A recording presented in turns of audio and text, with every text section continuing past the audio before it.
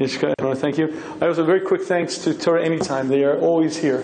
Torah Anytime is filming, and Torah Anytime is a new app. If you're interested, there's an app you could download hundreds, thousands of shiurim. You can see that in the Torah Anytime app.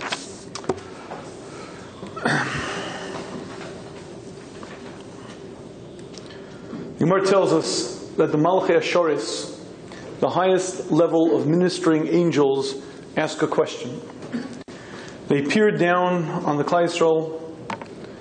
They watch Rosh Hashanah, Yom Kippur, and they have a question about the davening. Mipnei ma ein omrim shira. Why is it that the Jewish nation do not sing out praise? Why isn't Hallel part of the davening on Rosh Hashanah and Yom Kippur? And this question that the Malachei Ashoris ask Hashem is brought in the Gemara. And in fact, it's the Gemara's question, why isn't Hallel part of the Tefillah? Why isn't part of Rosh Hashanah? Why isn't it part of Yom Kippur? Everything else follows the Yom Tov davening. Why isn't Hallel part of the Tefillah? And Hashem answers the Malachim by saying, Efshir, is it possible? Melech Yoshev al Kisei Din. The king is sitting on the throne of judgment. The Sifrei Chaim, the Sifrei Movis, Pesuchim Lefanov, the books of life and the books of death are open in front of him. The Yomru Shira, they're going to sing out praise, jubilation, joy. It's inappropriate. They're being weighed, measured for their very lives. How could they sing Hallel? And that's a Gemara. And I'd like to ask what I consider the obvious question on this Gemara, and that is that you and I have a part of us that's brilliant, insightful, and only wants to do what's good, what's right, and what's proper. We call that part a neshama, but it's really the I. The I, deep inside within me, only want to be other-centered, giving, generous, and that part of me is brilliant. But I'm put into this heavy cloak of physicality, and in this body with drives and desires and all kinds of different things going on, the I am ever in flux, ever in confusion. One moment I want this, the next moment I want that, and I'm ever confused. But if you'd like to understand the difference between me and a Malach Ashoris, it's really quite simple. The Malach Ashoris has that part, the brilliant, insightful part, minus the heavy cloak of physicality. So whatever blackens my vision, whatever darkens my ability to experience Hashem, to experience spirituality, the Malach doesn't have. A Malach sees with absolute brilliance, with absolute clarity. The Malach understands, perceives, and recognizes Hashem's presence. And Malachim understand Kol HaTorah Kula, and they have an understanding that's well beyond human perception. So here's the problem. How could the Malachim have asked something so foolish?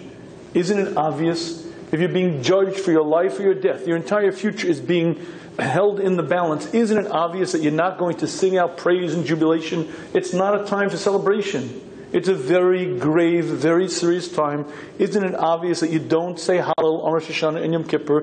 The question is, what were the Malachim thinking? And I'd like to see if we can answer that today. And to do that, I think what we need to do is we need to get a better understanding of some of the issues that are in fact decided on Rosh Hashanah. Kol ba'i olam yavrun lefanecha, the Mishnah tells us, every creation, man, woman, child, celestial beings, every animal, everything that became and came into existence, its future is weighed and measured. Which countries go to war, which countries will suffer famine, which markets will expand dramatically, which ones will crumble up, which new technologies will come to the marketplace, which new diseases will suddenly appear, which new terrorist organizations that no one ever heard about suddenly find themselves front and center in everyone's eyesight. And if you think about Hashem as the Grand Master on the multi-tiered chessboard, putting each pawn into position, and moving this bishop to where it should be, arranging this multi-tiered chessboard, you begin to get an understanding of what the judgment is on Rosh Hashanah. Mankind's future, every issue, from the very, very global down to the minutiae. And if you really want to understand what happens on Rosh Hashanah, all you have to do is think about one single thought. The headlines of the New York Times are written on Rosh Hashanah. But it's not just the headlines of that day's New York Times. The headlines of that week, that month, that entire year's headlines are written on Rosh Hashanah. But it's not just the headlines. It's the op-ed page, it's the international section, the national section, the local.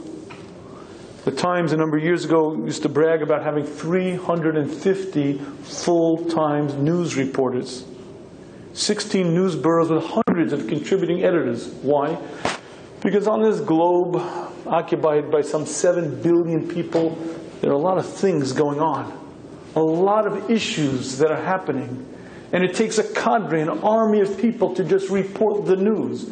All of that is weighed, measured, and decided on Rosh Hashanah. Hashem is the shofet, Hashem is the judge. Hashem sits there and determines what will be for mankind. And Hashanah Tokef has an interesting expression. Hashanah Tokef was written by Tanoim. Rosh Hashanah yikasevun, Yom Sam Kippur yechasemun. On Rosh Hashanah it's written, on Yom Kippur it's sealed. Kama yavrun v'kama yibareun. How many will pass and how many will be born? Mi yichye u'mi yomos. Who will live and who will die? And the Bali Musa make a diuk, they make an inference. You see, first it's how many will pass and how many will be born, and then it's filling in the slots. Mi yichye u'mi yomos. Who will fill in those numbers? In the United States of America, approximately 2.5 million people die every year.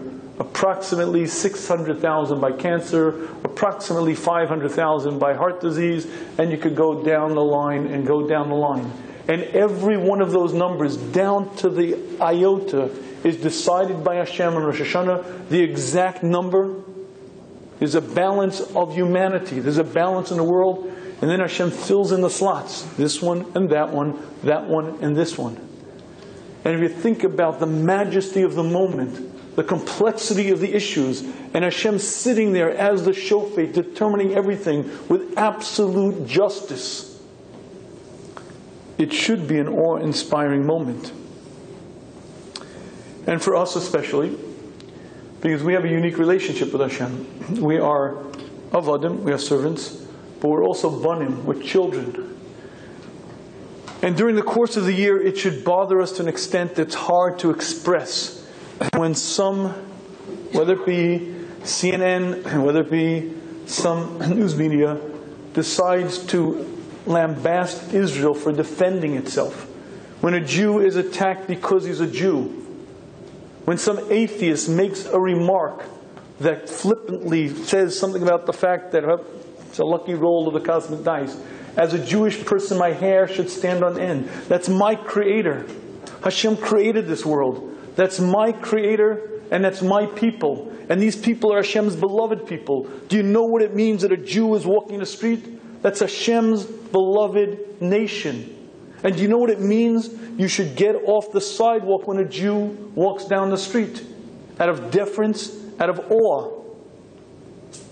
And that's not quite the reaction that we see in Europe. Certainly not quite the reaction that we see in the Middle East. And it should bother you deeply. Forget the injustice of it. The plain, simple Chil Hashem. How dare you take God's beloved people? How dare you defame such a nation? And it should bother us to an extent that's hard to express. Rosh Hashanah and Yom Kippur are very different. You see, on Rosh Hashanah till Yom Kippur, we no longer say Hakel HaKadosh. And the Mishnah Berurah explains to us why. You see, we refer to Hashem in the way that Hashem manifests Himself. Hashem is boundless, limitless, beyond any description, beyond any human cognition. And the only way we can relate to Hashem is by the way Hashem manifests Himself, the way Hashem shows Himself in this world. During the course of the year, Hashem is hidden well behind the scenes. We know that He pulls the strings. We're aware that He orchestrates events, but it's hidden behind a cloak, very distant. But that's not the way Hashem acts in this world from Rosh Hashanah till Yom Kippur. Hashem manifests Himself differently. Hashem acts differently. Says the Mishabura, Mara Malchuso Umem Shalto. Hashem demonstrates, Hashem shows His sovereignty, His kingship. And if you say Hakel HaKadosh, you know why you're not Yotzei Shmona Esrei, you know why you have to daven again? Because you missed the mark. That's not the way Hashem is showing Himself. That's not the way Hashem is acting in the world. And you missed the mark. And during these times, from Rosh Hashanah to Yom Kippur, there should be a sense in my heart of Baruch Hashem finally. Hashem is finally acting as the shofet, as the judge. Hashem is finally acting as the king. Hashem is finally giving out what should be given out, meting out justice exactly. And it's much easier from Rosh Hashanah to Yom Kippur, not just to experience Hashem as the Melech, to experience Hashem's presence. You know, during the course of the year, it's very busy in my mind. There's a lot of static, a lot of things going on. And when I daven Shemona Esrei, it's like, ooh. But the Aser Shemei Tshuva are different. You could feel Hashem's presence. Elul is different. It's much easier to recognize that I am standing in front of Hashem right here. Not 13 billion light years up in Shemayim. I'm speaking to my Creator right here, and I'm aware of it. And the Pele Yoetz gives a mashal. He says, would you like to know what it's like? Imagine you stand with your eyes closed, and a man brings a candle. Now you can't see the flame because your eyelids are blocking it, but you're fully aware of the flame. That's Hashem's presence from Rosh Hashanah to Yom Kippur. And when you walk into shul on Rosh Hashanah, there should be an unbridled sense of joy. Baruch Hashem. Number one, I get to feel Hashem's presence. I get to experience Hashem. But more than that, Hashem is finally acting as the Melech. All the years worth of things that went on that shouldn't have been, all the Chil Hashem and everything else that happened finally will be righted with whatever Hashem's cheshbon is. And I get to experience Hashem acting as the king. And when a Jew walks into shul on Rosh Hashanah, on Yom Kippur, there should be an unbridled sense of joy, of simcha. What a day. What I could think about, what I could contemplate, what I could experience. I can't experience these things anywhere near as easily during the rest of the year. Many a year, sometime in Cheshvan, I wake up and I say, oh, drat, why not use it more efficiently? Why not do more? Elul is the time that you're on steroids. You're just so much more energized. It's so much easier to daven, to learn, to just feel Hashem's presence. Why didn't I use it more?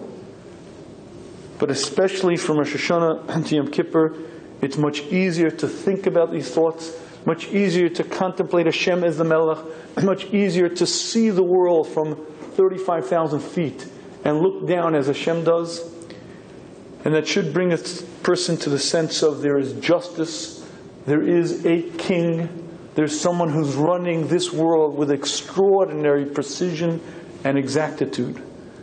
And when you contemplate this, when you think about this, it should bring you to a sense of joy. Because while we are servants of Hashem, we are banim to Hashem, children, but more than that, in a very real sense, we're fans of HaKadosh Baruch Hu. That's our Creator, that's our Hashem. And finally Hashem is acting as the shofet. Hashem is finally acting as the Melech, and it should be an unbridled sense of happiness, simcha, that fills your heart. And I believe that's exactly what the Malachim are asking.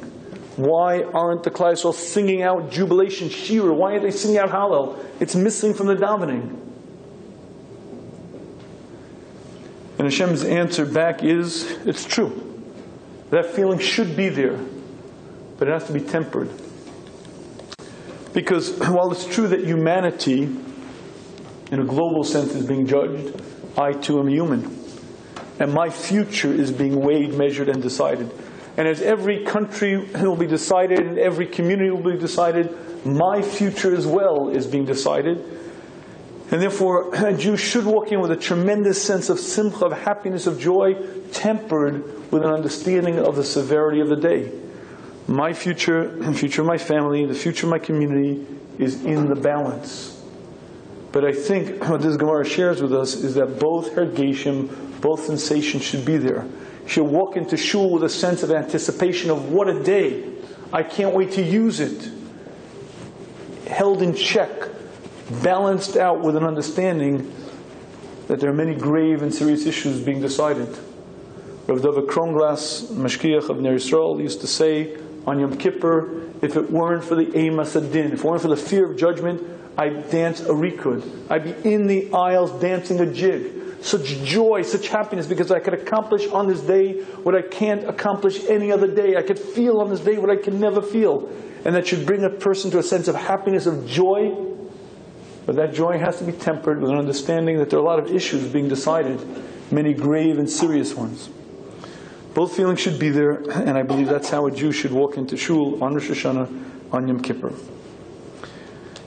And with that as a backdrop, I'd like to ask what I consider an obvious question. We're all maminim. We get it. I understand Hashem runs the world. I got it. And we all also know the power of tefillah. Over and over, from the Nevi'im to the Gemara to the Rishonim, over and over, tefillah works, davening works. It'll change the outcome. Daven, ask, request, ask. So here's the question. If we are maminim, if I believe, if I understand that Hashem runs the world, and I also understand that Hashem listens to prayer, Hashem listens to tefillah, wouldn't you imagine in Rosh Hashanah we'd all be there in shul, hour after hour, begging, imploring, entreating, tears running down my face, Hashem, please, please, please. There's so many things to ask for. And while it's true that Rosh Hashanah, Yom Kippur davening is different than davening during the rest of the year, I'm not quite sure that hour after hour, tears and tears is quite the description of most of our tefillah. And the question is, why? If I understand that Hashem runs the world, and I understand that my outcome, whether I'm going to have success or not, everything is being decided. And I know the power of tefillah. I know that Hashem listens, Hashem waits, Hashem wants me to request, and that will change the outcome. How is it possible that I'm not there in shul begging hour after hour? And that's the question I'd like to address this evening. And I'd like to share with you that I believe the reason why it's difficult to daven is twofold. The first reason why it's difficult for us in particular to daven is because we live in unique times. Never in the course of history has there been this much abundance and wealth available to the common man. We have riches, we have plenty that's hard to even envision. If you were to take kings of yesteryear from 200, 300 years ago, they couldn't imagine the wealth that we enjoy today. My house is more grand than the first Rothschilds. And look at pictures of financiers, of bankers, huge wealthy men of the 1700s, and compare them to our meager homes, and you'll see ours outshine them by far. Not to mention running water, and electricity, and air conditioning, and everything else. But I'm talking about just the size, the grandeur, the opulence. We enjoy wealth and abundance that's historically unprecedented, historically couldn't ever be envisioned. And that's a bracha, a tremendous bracha. But it also comes at a little bit of a cost, and I'll explain to you what that cost is.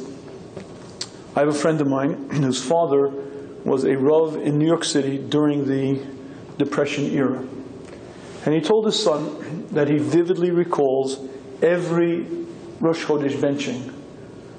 Every Rosh Chodesh benching, when they got to the part in Rosh Chodesh benching about Parnasa, he would hear women from the other side of the Chitza break down, wailing, crying out loud.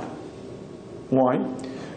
Because in those days, when you couldn't pay the rent, your belongings, all of them, were put on the sidewalk, and that's where you and your family slept that evening.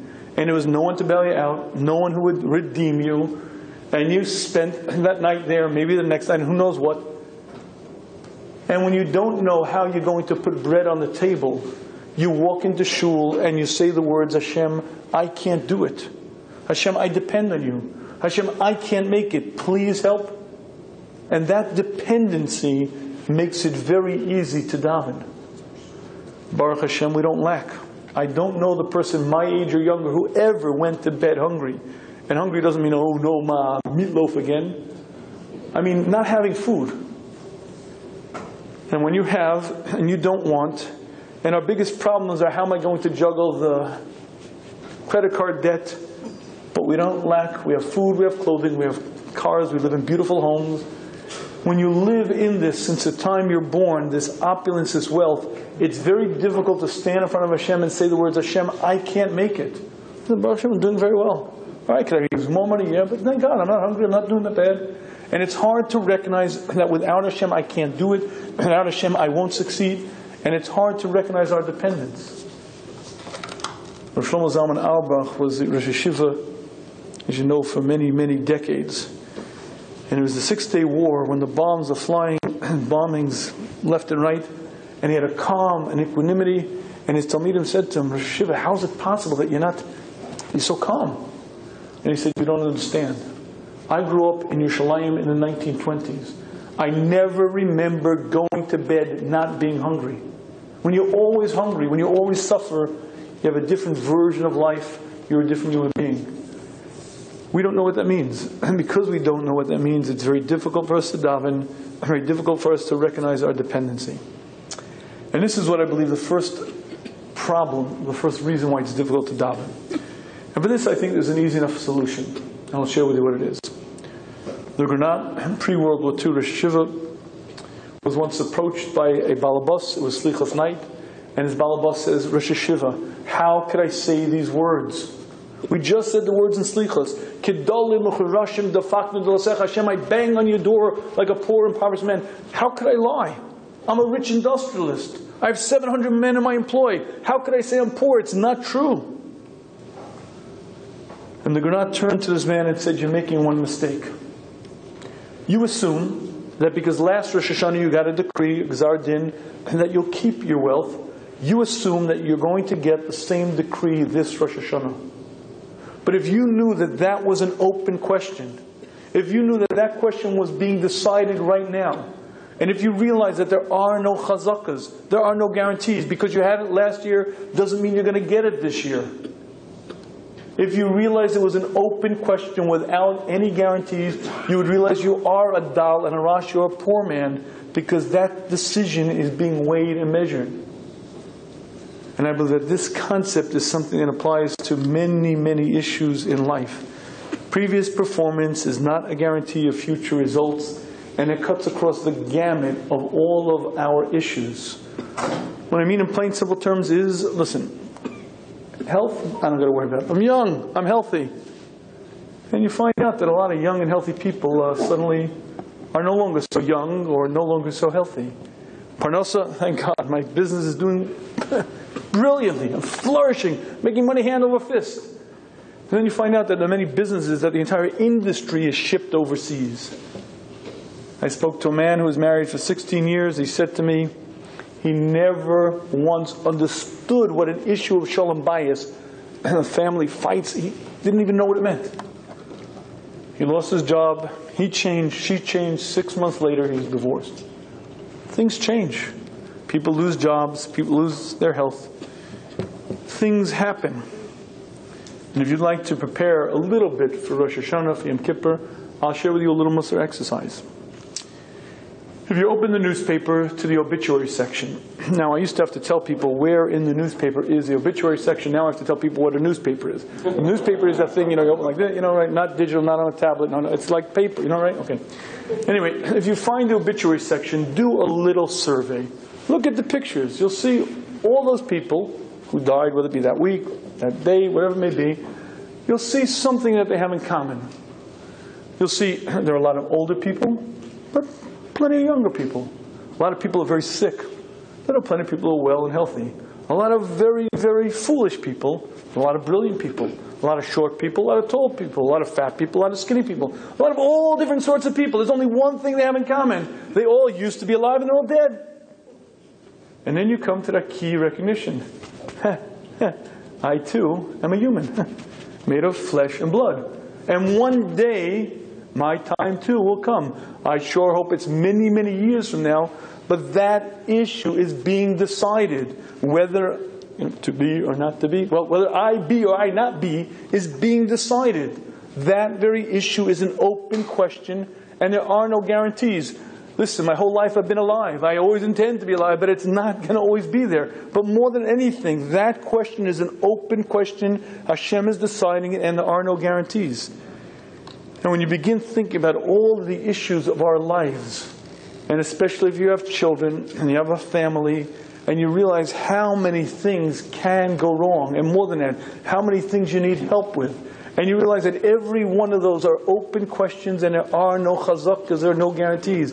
Because it was great last year, because this kid was doing well, and this kid was doing well, and that kid was flourishing, doesn't mean anything about this coming year. We hope it will be. We daven it should be. But it's an open question, and there are no guarantees. And if the fact that we don't need, and we have so much, is a problem, I think the solution to the problem is to recognize that every one of these questions is an open question, and there are no guarantees. But I think there's a second reason why it's difficult for us to daven.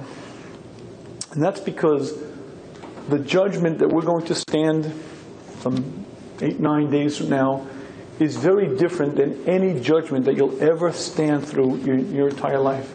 You see, the judgment on Rosh Hashanah is different than any other judgment in this world. I'll explain to you what I mean. It was a number of years ago when O.J. Simpson was on trial for murder. Now, if you remember the story, O.J. Simpson was a famous football player. He had become quite a celebrity. And anyone who even paid cursory attention to what was going on knew that he murdered his wife in cold blood. I mean, there was no question about it. But what was going on was O.J. Simpson was putting the American judicial system on trial. Can money buy his freedom? And he hired the dream team, Alan Dershowitz and a few others. And basically, whether justice would be bought or not was now being played out in the media circus. And it was very well covered, and you get to all the gory details. In any case, it happens to be that the case was winding down towards the end of the summer, and the jury went into seclusion, sequestered towards the right close to Rosh Hashanah, and they were going to read the verdict the day before Rosh Hashanah. And I said to myself, I have to watch this.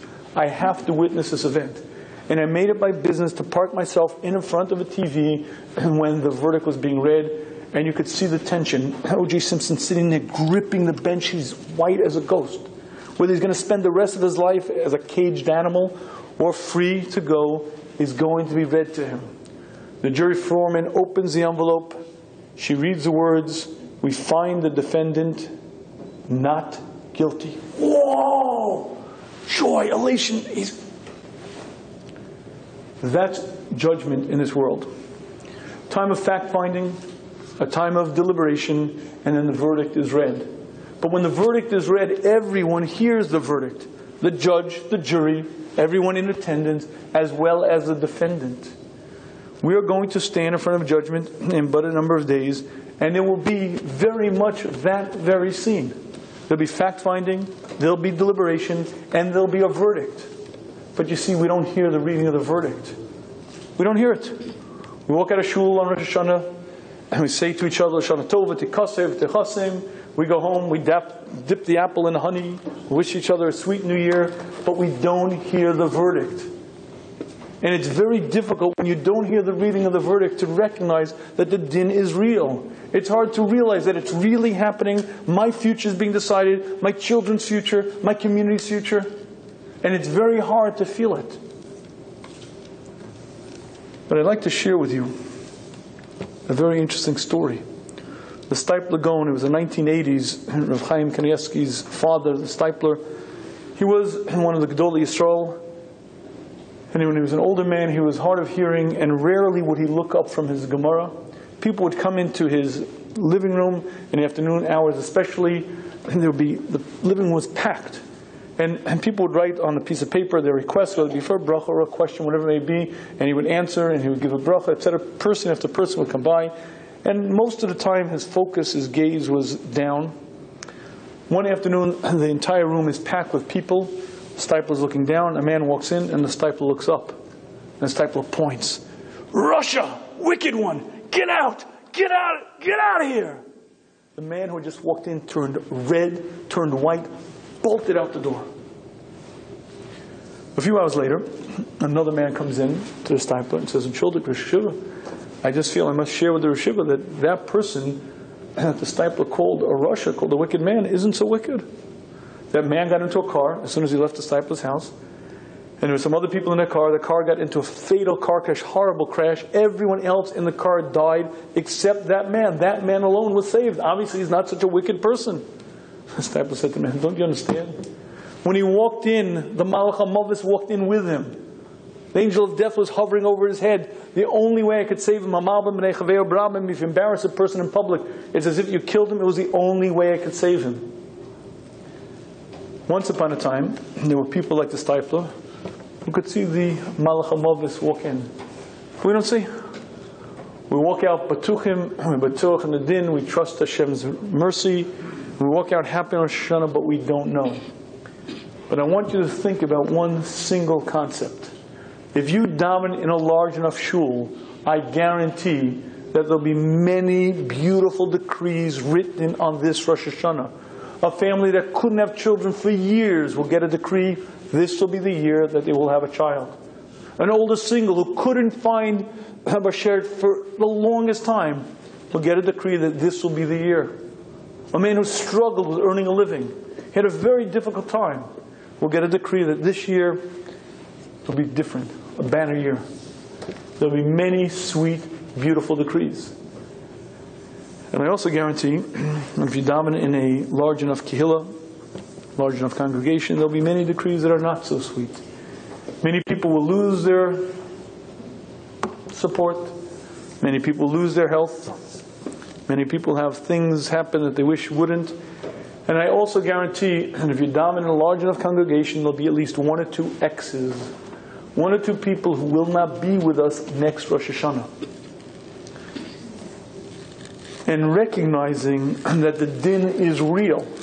Recognizing that even though we don't hear the verdict being read, it is read, is something that requires some focus, requires some thinking about. And the Kochvei Or says we make one mistake. He says we walk into shul on Rosh Hashanah, we say, that's it. I got to get real. Oh my goodness. So many things I need in this coming year. Hashem, I need help with this, and my child, and the class, and Hashem, please, please. And we think about all the things that we need help with. Says the Kochvei Or, you got it backwards. Don't do that. Walk into shul, and don't look forward. Look back on your previous year. Look back on this previous year and mark in your mind all of those interesting things that suddenly happened. You happened to be here and you met this guy and it turned out such and such and such. And for years you were pursuing this client and somehow someone said the right line, bingo, you got the biggest deal of your life. Somehow you were walking on the wrong spot and somehow you tripped and you broke your ankle. Review all of the events in your year. Be an observant Jew. An observant Jew is one who observes how Hashem interacts with his or her life. Observe how Hashem was running your life. Observe all of those strange things that happen. And when it happened, you said, I get it. It's Hashem. It's Hashkacha. Sit on Rosh Hashanah, look back at all of those events and say to yourself, I understand. Every one of these events were written, decided on the previous Rosh Hashanah. And when you do that exercise, now you could look at this Rosh Hashanah and say, now I get it. What's going to happen in this coming year is being decided right now. But it's only when you review your own history, your own biography, and when you say to yourself, I understand that every one of those strange events were written on the previous Rosh Hashanah, and then you begin to understand that on the previous Rosh Hashanah, the din was real. And then you can relate to the fact that so too now, I'm standing in front of Hashem and being judged. And I have a little exercise. If you really want to change your Rosh Hashanah, change Yom Kippur, start tonight. Take 2 pieces of paper. On the first piece of paper, write down all of those things. Think about your year. And write down those events that happened, those things. You happen to meet this person, this event. Write them down. And only you know your story, but every Jew has a story. Write them down. And then on the other piece of paper, maybe the other index card, write down all the things that you need help with this coming year. Whether it be your children, whether it be yourself, whether it be your relationship, whether it be whatever it may be. And walk into shul with both of those pieces of paper, both of those index cards. In this hand you're holding the previous years, and this hand you're holding this coming years, and say to yourself, I get it. Every one of these was determined on the previous Rosh Hashanah. And now I need all of these. And suddenly the din is real. And my friends, this year especially, this should be very easy. Think about all the strange events that just happened, almost like a dream state. 3 Jewish boys suddenly are gone. Why? Where? Who? What? I don't know. But the entire Jewish nation, it seems like, gathers together as one. And davening, and then turns out not a very sweet result. And then an Arab boy is abducted. And then before you know it, there are thousands and thousands and thousands of rockets falling all over Israel. And Israel does a brilliant job of defending himself. And then in the World Court gets accused of chutzpah. And of course, the most ironic statement in the UN ever stated, and the UN is a mockery. This is not for the Shmuz, listen to the Tisha B'Av Shmuz, but the most humorous. It's a Purim Spiel 101, and the humanity, here it was.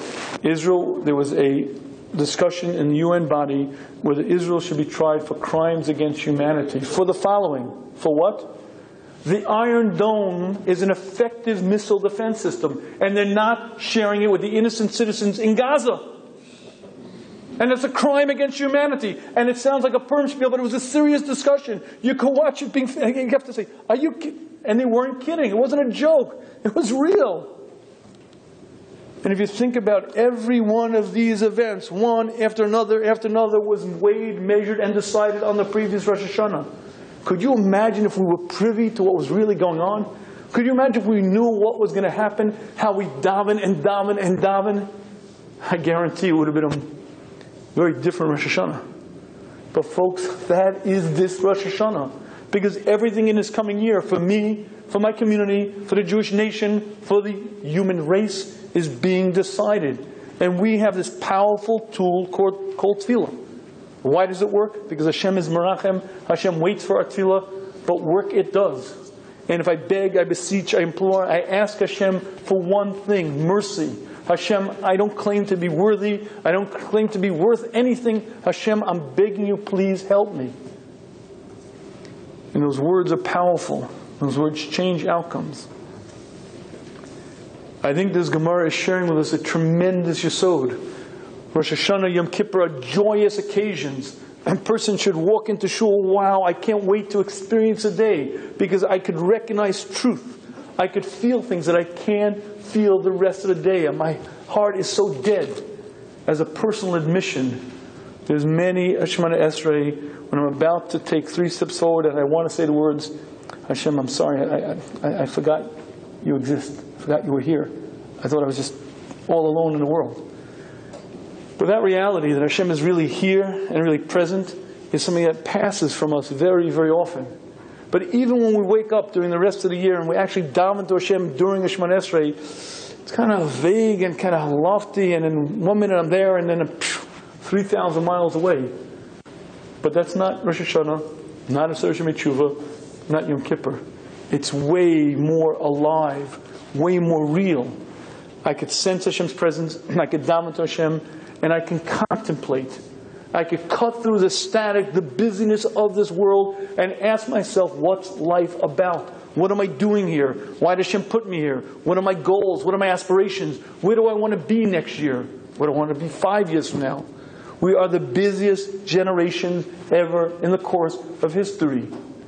And I believe we are subject to weapons of mass distraction on a constant basis, especially you guys in the back with a little weapon over here that will occupy your ever-waking moment, and even when you're sleeping, you'll get the Apple iPhone, will have you in your dreams. You'll be able to, it'll be wonderful.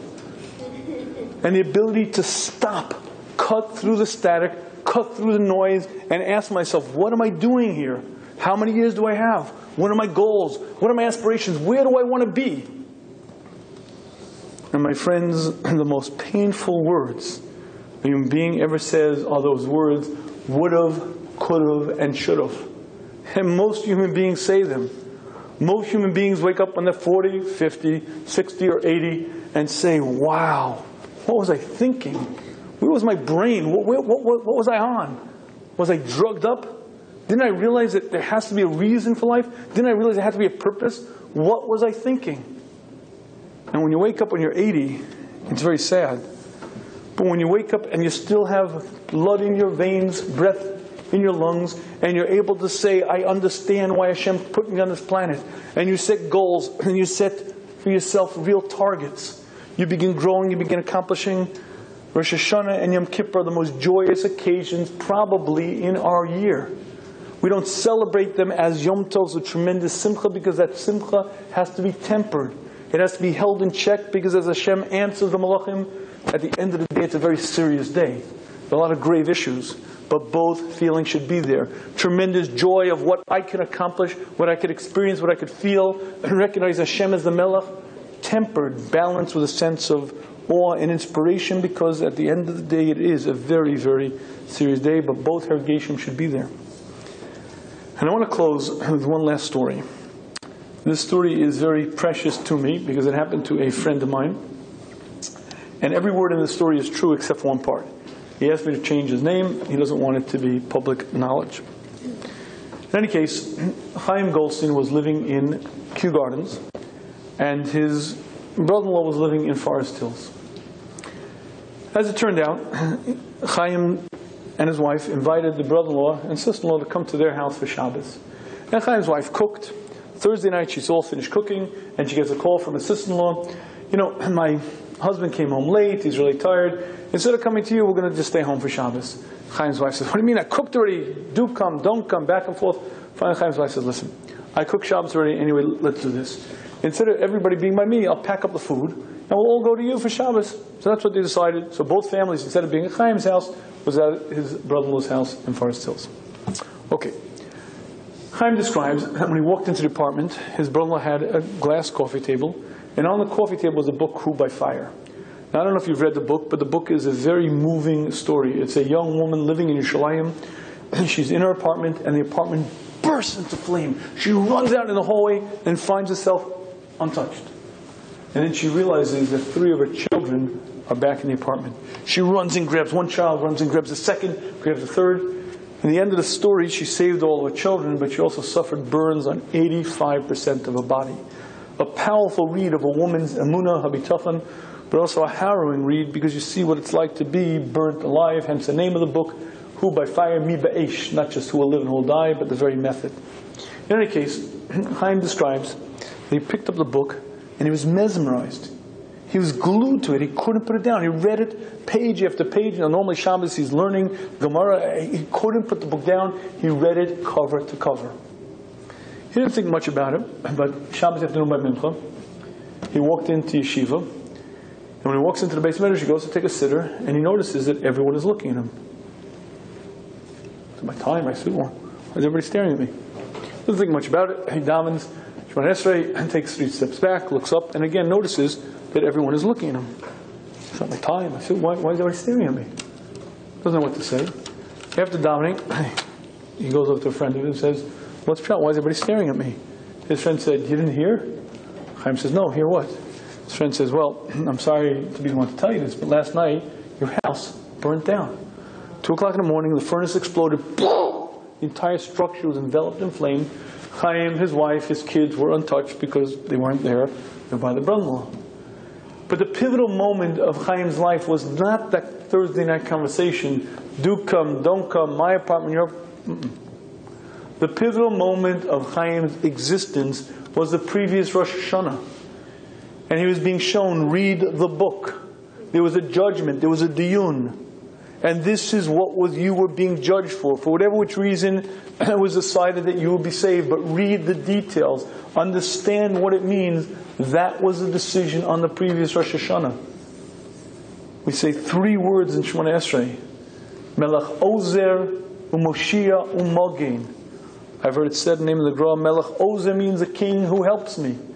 Kind of looks like a lot me, but you know, Hashem helps out. My MBA, but Hashem's help. But it kind of looks like me.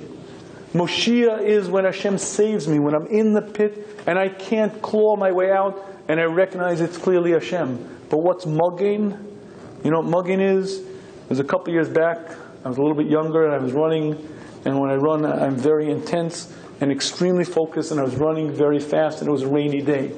And I was running fast as I could. As I'm running, I put my foot down, and suddenly a car comes way too close to the curb and splashed my whole face. I stepped back, and I missed the beat. I didn't know, kind of got back into pace, and I stepped into the curb, and as I put my foot down into the curb, whoosh, another car came by. And I did the math. Had that first car not moved too close and splashed me, instead of breaking my pace, I would have been one step forward. I would have been here, car here, body here, metal against bone, no good. Mugging means shield. When we don't even see it, Hashem protects us, Hashem shields us, Hashem guards us when we're not even aware of it. Chaim was being shown that, but we don't see it. We don't see it. We're unaware. But all of those issues are weighed and decided. I was a Rebbe in Rochester for many years. When we first got married, shortly after we were married, we moved to Rochester. My parents were in Cugon Hills, and we used to make the trip from Cugon Hills to Rochester often. And we try to leave at night. We put the kids in the back. Hopefully they'll sleep the whole way. And one February night, I remember it was about 5 o'clock, we left Cugon Hills, and I strapped my 3-year-old daughter into the car seat, and we used to play a little game. Abba, do you want to drive? No, I'll drive, you drive. I strapped her in, we played a little game. My wife got into the seat next to me, and we set out on the highway. And we got to Route 81, which is a highway, trucker highway, 2-lane highway. And as I got onto the highway, pelting snow. And it was so thick I couldn't see. Normally you pull off to the side, I couldn't even see the side. All I could do was slowly try to slow down a little bit. But as I slowed down a little bit, the car starts turning around. And there's nothing I could do. Turn into the skid, turn out, nothing. As it turns one revolution, and starts a second revolution. And as we're coming around the second time, I see it.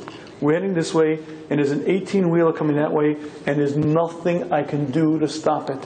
Somehow we end up off on the embankment, the 18-wheeler passes by, and I just lived through the most harrowing moment of my life.